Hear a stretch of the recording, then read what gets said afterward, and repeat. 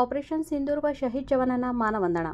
दिंडोरी तालुक्यातील वणी येथे सर्व समाज बांधवांकडून ऑपरेशन सिंदूर व शहीद जवानांना मानवंदना व भारतीय सैन्य दलाने केलेल्या कामगिरीचे कौतुक करण्यासाठी तिरंगा यात्रा आयोजित करण्यात आली होती।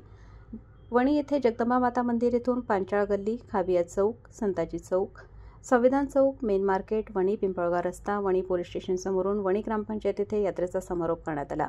यावेळी पाकिस्तानचा जोरदार निषेध करण्यात आला। पाकिस्तान मुर्दाबादच्या घोषणा देण्यात आल्या।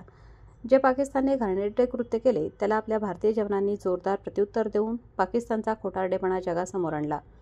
या अशा आपल्या भारतीय जवानांनी ऑपरेशन सिंदूर ही कारवाई करून जगासमोर भारत कोण आहे तो कोणासमोरही गुडघे टेकणार नाही असा संदेश दिला आहे।